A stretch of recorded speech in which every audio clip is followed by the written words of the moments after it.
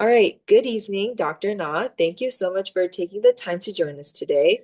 We're really excited to learn from your experiences and insights, especially about your work in genetics addiction and mental health, and your efforts to advance research that supports individuals and communities in need. To start off, could you please introduce yourself by sharing your name, your current role, and the work you're currently doing? Hi, yes, thank you for inviting me, Emily. My name is Peter Na. I'm an addiction psychiatrist and also an assistant professor of psychiatry at Yale School of Medicine. And I see both patients with addictions and general mental health needs, and also um, conduct some research related to addictions and suicide. All right, thank you so much. And we can go ahead and start off with our first question, which is, what originally inspired you to specialize in addiction psychiatry, particularly the intersection of genetics and mental health? Yeah, that's a good question. So I did my residency, meaning that, to become a psychiatrist or any other doctor, you have to go through residency training. So after medical school, you do about 3, 4 years of training in clinical work. And I did that in New York City and at NYU. And one of NYU has many different hospitals. So first they have Tisch Hospital, which is kind of a private hospital. They also have Bellevue Hospital, which is a public hospital, like New York City public hospital system, and also the VA the Manhattan VA for veterans. So I think I've seen a range of patients from very different, diverse background, and one common thing they had was, there was so many psychiatric patients with substance use problems, meaning they have addictions to either drugs or alcohol or something else. So after 4 years of training, I still felt that, in order to become a better psychiatrist, I thought I needed more education in addiction. So part of that was because of my lack of knowledge. So I sought to become an addiction psychiatrist. In terms of your second question about genetics and environment, I come from South Korea, and I'm kind of a hybrid. I lived about half of my life in each countries, both in the U.S. and Korea, and through that, I really came to appreciate the enormous influence of environment to our lives. But at the same time, as psychiatrists, we learn about the biology, the genetics of psychiatric disorders, including addiction. So I thought if we could kind of bridge the two fields together, that would be nice. So that's why I became more. So I initially started with the psychosocial part and then kind of expanded my field by incorporating genetics to the equation. All right, thank you so much. And in our second question, it asks more specifically about your research. How has trauma, stress, or socioeconomic inequities interacted with genetic predispositions to influence addiction risk? Yeah, so there are a couple of interesting studies we conducted on that topic. So, first one was on opioid use disorder, and the second one was on alcohol use disorder. So both on addictions. And what we wanted to look at is there's a score called polygenic risk scores, which is kind of a um, cumulative measure of a person's risk for a certain outcome. So, for example, we can generate polygenic risk scores for diabetes, meaning that it kind of measures the risk, the genetic risk of someone to develop diabetes. Same for addiction. So we can generate polygenic risk scores for opioid use disorder and alcohol use disorder. That's what we did. And then we tried to look at whether psychosocial factors interacted with the genetic risk in predicting the alcohol use and opioid use. And what we found was that polygenic risk scores for both outcomes for alcohol use and opioid use predicted each disorders, which is kind of what we wanted to see. But at the same time, we saw that a significant interaction between polygenic risk scores and education level. So I know it's kind of complicated, but what it means is basically for individuals who are at higher risk, genetic risk for, say, alcohol use or opioid use, um, then it's more likely that they'll develop that disorder in real life. However, if someone is more educated, that would kind of work as a buffer to mitigate to reduce the risk. So even those who had higher genetic risk for certain outcomes, education, if they had longer education, the risk of the outcome decreased. So that was one interesting finding we found. That could have many, like, policy implications, meaning that and the gist is that keeping children or students in school would help reduce the risk of substance use. All right, thank you. And our next question is, how do you see public policy, clinical practice, and scientific research working together to reduce stigma around addiction and improve access to treatment? What current treatment approaches do you feel are underutilized or misunderstood by the public? Yeah, so there are different layers to it. Obviously, stigma is a huge barrier to reaching out for help for those who have addiction. So, in the research world, we try to study the impact of stigma and the barrier, and try to examine the barriers that may be hindering individuals in order to reach out for help. So. Um, in the clinical world, it's a little bit more complicated. Historically, addiction has always been kind of outsourced from general medicine, meaning that there are these medical clinics, but they didn't treat addiction historically. Now that's kind of changing, so it's more being integrated into the healthcare system, meaning that in the past, addiction was seen more as a moral failure or moral weakness, weakness of will even for individuals in the medical field. So doctors would sometimes look down on the patients with addiction, would not want to treat them. I think the tide is turning in that regard. So there are many more education provided on addiction for not just psychiatrists, but for all doctors during medical school.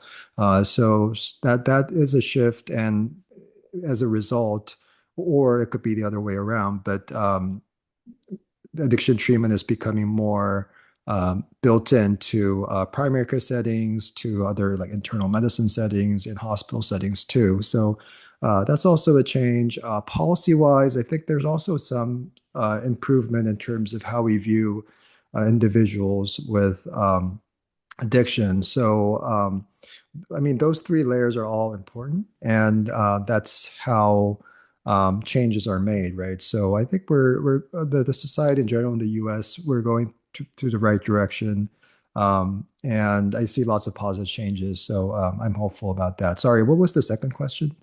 Oh, yes. Are there any specific treatments or approaches do you feel that are Mhm. underutilized or Yeah.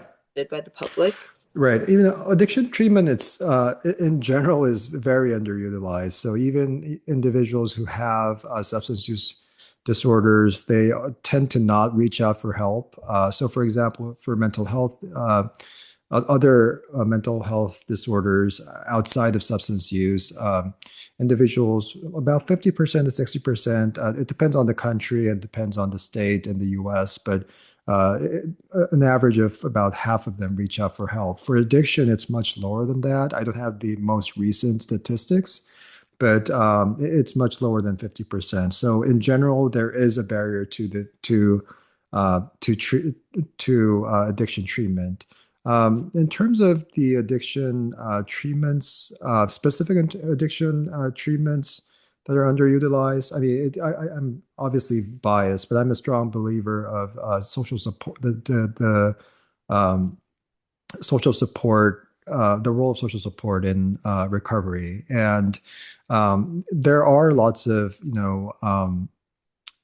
lots of support groups for individuals with addictions, such as Alcoholic Anonymous, meaning that individuals who have alcohol use disorder joining together and trying to go through, have like some close to a group therapy.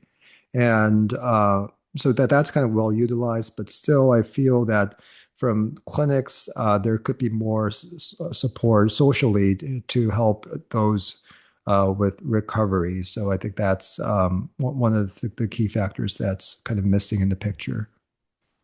All right, thank you. And the next question is going deeper into what we can do to help youth, because as I said, Stage, my Mhm. nonprofit, is a platform where students can get easily accessible online resources, Mhm. particularly for this one for mental health.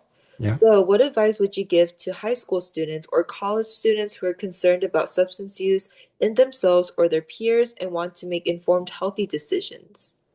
Yeah, I would just so first off, I would like to emphasize to that addiction is a serious disorder, and um, you I'll give an example. So I had a patient who I was during medical school I saw um, who um, who was addicted to one of the drugs, and she was abstinent for 10 years, meaning that she hasn't used for 10 years, and that requires a lot of willpower to do that. These drugs are strong, like they're tempting. When our body and mind develops dependence, it's really hard to resist. So we have to really applaud someone for being 10 years abstinent. And then all of a sudden, she moved back to where she originally came from. So in order to quit for 10 years, she had to like move out of her city, hometown, and in a place herself in a new environment, start almost like starting a new life.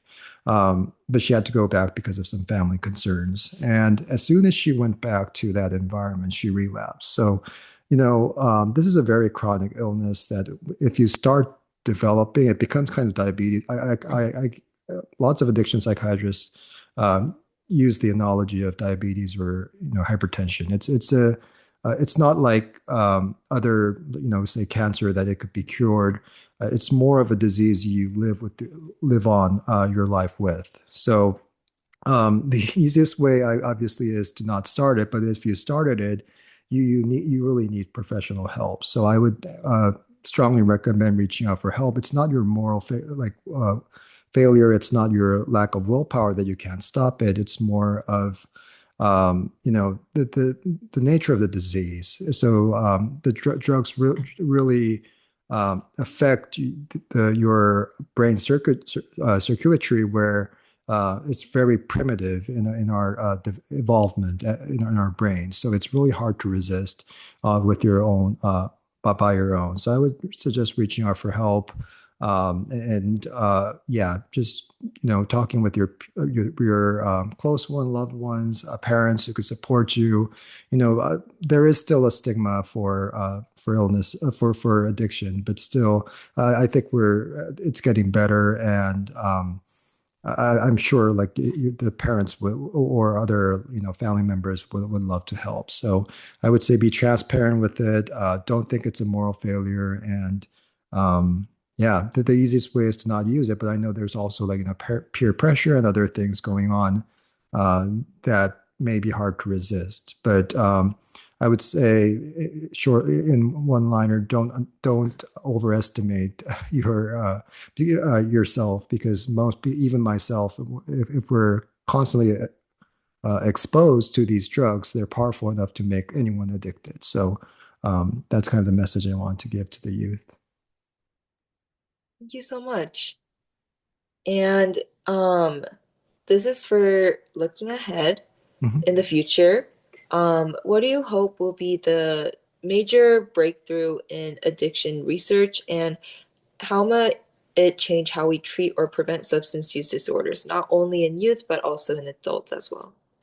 Yeah, I think a lot of, the increase in drug use, addiction in general is uh, I would say not solely attributed to it, but a large factor contributing to that is the epidemic of loneliness that we're facing, like as in the modern world.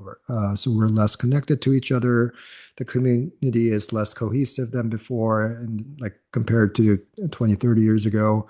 So people kind of rely on drugs to either self-medicate or also like, feel good. Or there's also they feel that there's no other option to make them happy. Um, there are lots of there could be many breakthrough treatments to addiction. I think first is there's lots of research going on pharmacologically to treat these disorders through, say, for example, psilocybin is a medication, is a psychedelic that kind of have has shown some promise for alcohol use disorder.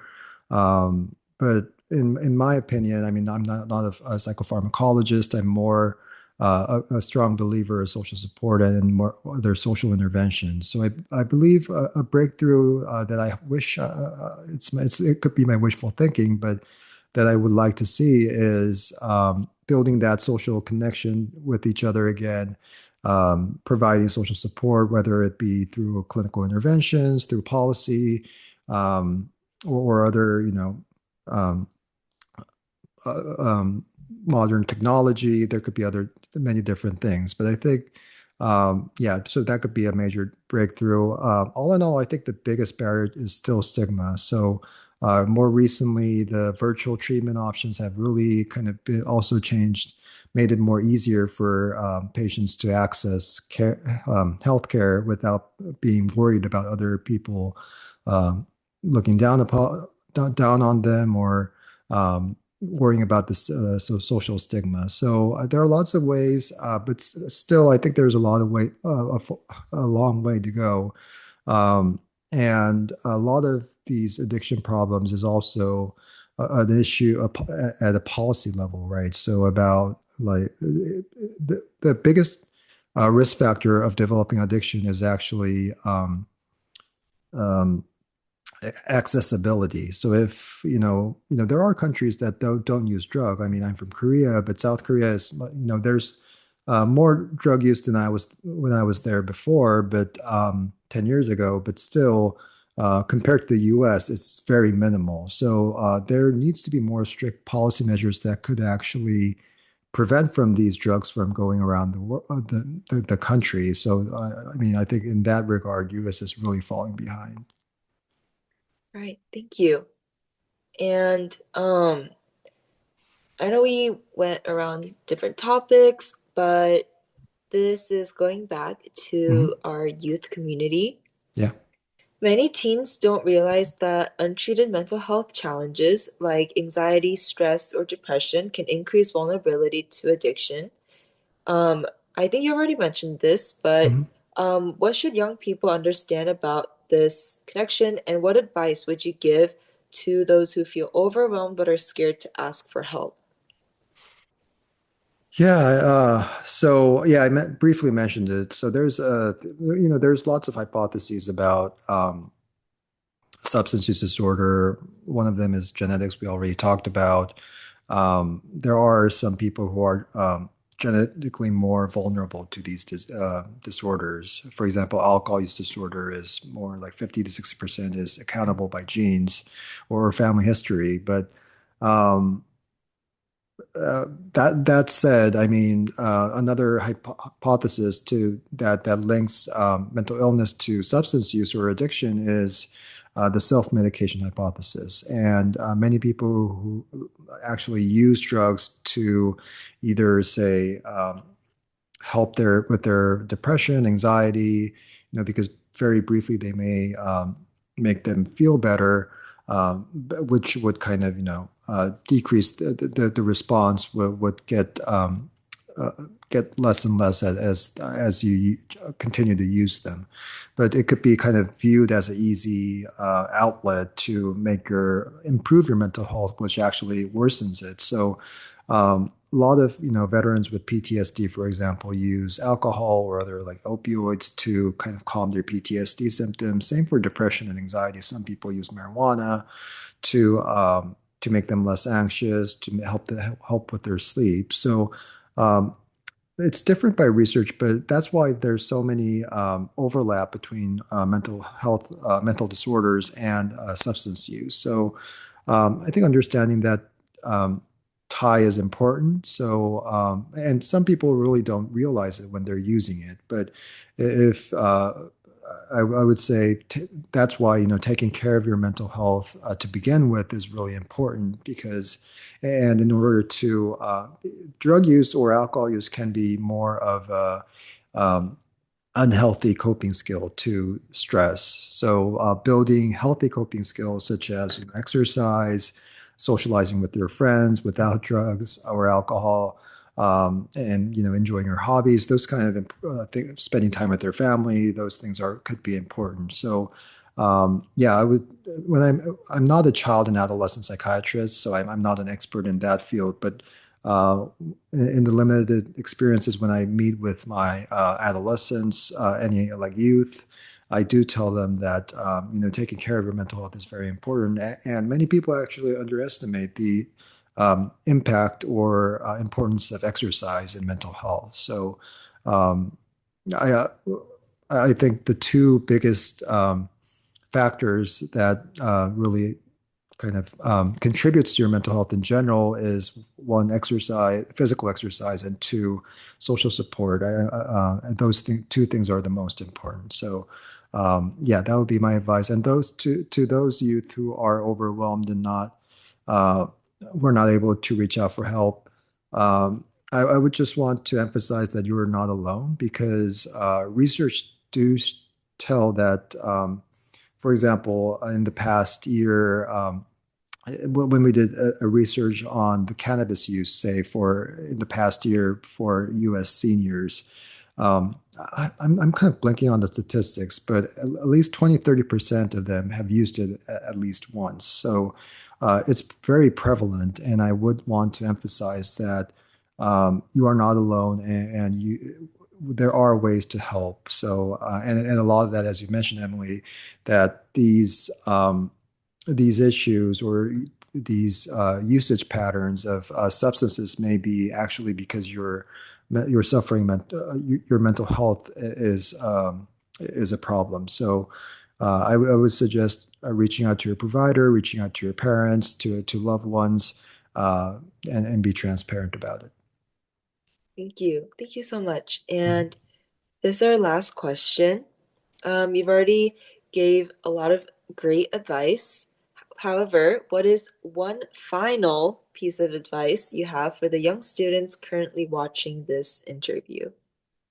Yeah, again, I would like to emphasize that you're about the importance of mental health. So when I had a similar interview with another high school student, and she asked, "What would you say to a high schooler who only has 5 minutes to spend on mental health each day?" So my response was, that should never be an option because if you have only 5 minutes um, to work on your mental health, that's something's wrong. So, as I mentioned, many things that may seemingly not be related to mental health, such as like physical exercise and keeping your body active, can be helpful for your mental health. So, I would always try to emphasize, the importance of exercise and physical activity.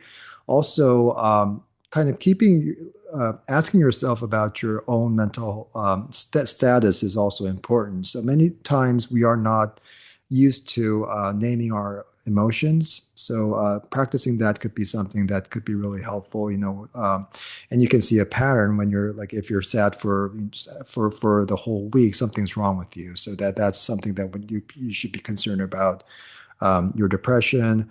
But if you don't look into it, our defense mechanism kind of reach as a defense mechanism, we try to kind of avoid it and then deny what we're feeling. So it's kind of good to have a habit of asking yourself at night, just like some people write, students write diaries, writing diaries of your own emotions and see where you're at, and always reach out for help if you feel that you need help. It's not really about willpower. And that's if you think it's because of you're weak or if it's because of lack of willpower. That's also stigma we've been indoctrinated to from the society. So there are ways to help, and you are not alone.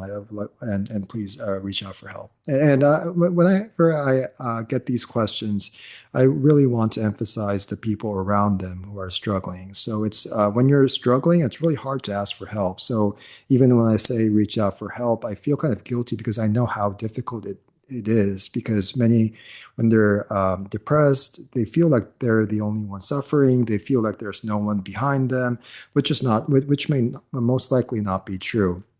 So it's really important kind of, to catch the signs of other people's struggles. So and it becomes more important to not just reach out for help, but also offer help to those who are suffering. And when I was working as a resident in New York City, I've seen many uh, college students, not high school students, but college students who came with their friends to an psychiatric emergency room because of their roommate to help out. So those kind of things really help. So yeah, I would want to just emphasize to reach out for help and also offer help. Thank you so much. And finally, our conclusion. Mhm. Thank you so much for taking the time to speak with us today and sharing your insights. Hearing about your work in genetics, mental health, and addiction has given us a clear, more compassionate understanding of the challenges young people face as well as adults. We're grateful for your efforts to reduce stigma, improve treatment, and educate future clinicians as well. It's been an honor learning from you, and we truly appreciate the guidance and encouragement you've shared with us and our peers. Thank you. Thank you, Emily, for inviting me.